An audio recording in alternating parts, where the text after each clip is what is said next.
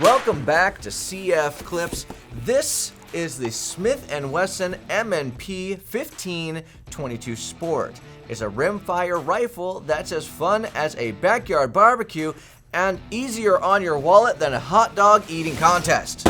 So with that being said, if you're looking for an AR-15 style rifle that's perfect for plinking, training, or introducing new shooters to the world of firearms, the Smith & Wesson M&P15-22 Sport might just need to be on your short list. So let's dive into why that might be.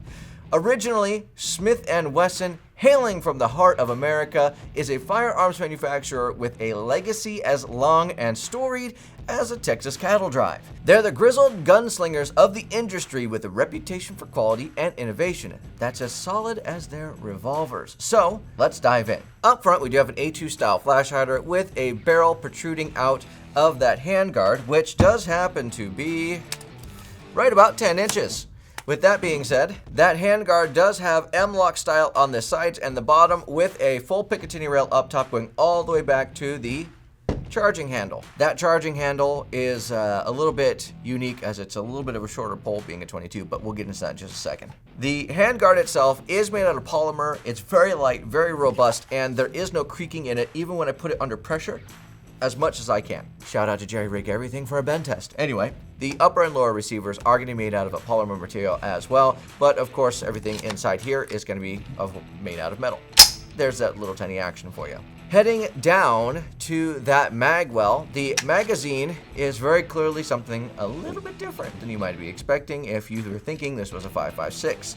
It is a 25 round magazine, so for even an AR size magazine, that's actually a little bit less than standard capacity, but 25 is still a good amount to go plinking with. Smith & Wesson also does give you little pull handles so you can pull that spring down, making it easier to load in individual rounds. They did also manage to keep just that slight flared magwell that you get on a standard AR platform, just a little tiny bit of a slant right in there to help you with your reloads. Up top, Smith & Wesson does include an M&P red and green dot red dot sight. It is adjustable as you'd expect your standard scopes or sights.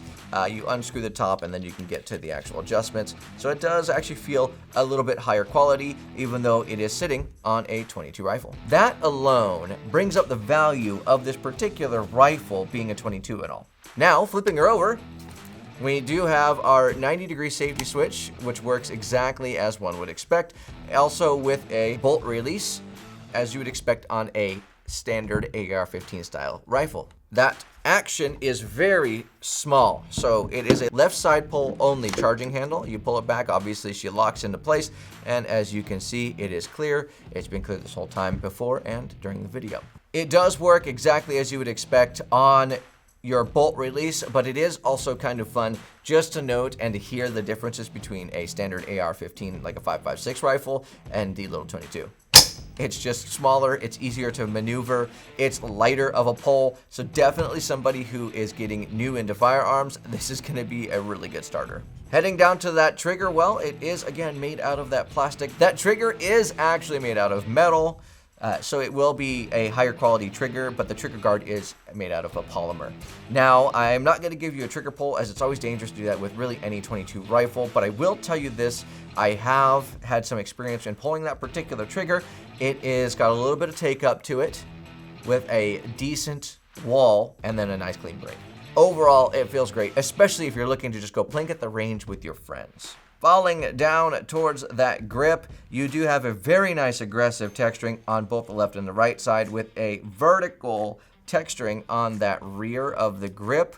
That's going to allow you to really get a good feel on it and naturally get a really good, grip on the firearm even after putting 100 or so rounds downrange and your hand starts to sweat. Not to mention there's a single finger groove, again, really enabling you to get a good feel and a good handle on this weapon. All the way on the back, we do have a fully adjustable buttstock.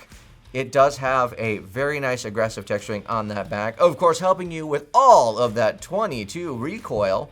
I say that sarcastically for those of you who don't hear that over the camera. And it does have a sling mount also attached to the bottom of it. In review, in case you missed something, it's a lightweight and very ergonomic rifle overall with a full-size Picatinny rail and M-lock on that handguard.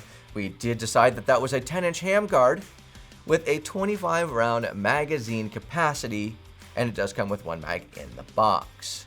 The barrel length is 16.5 inches, so it is full rifle length, and the overall length, of course unfolded, lengthened is 34 inches. Height is going to be 7.8 inches tall with a weight of being 5.2 pounds.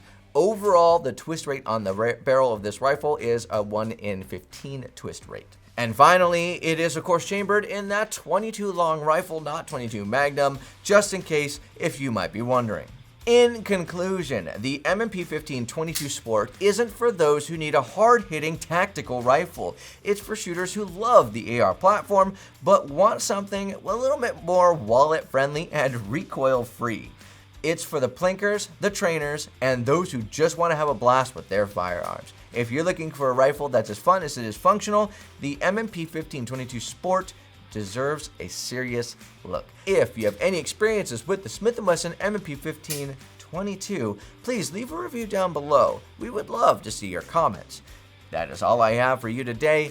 God bless, stay safe. It is time to end.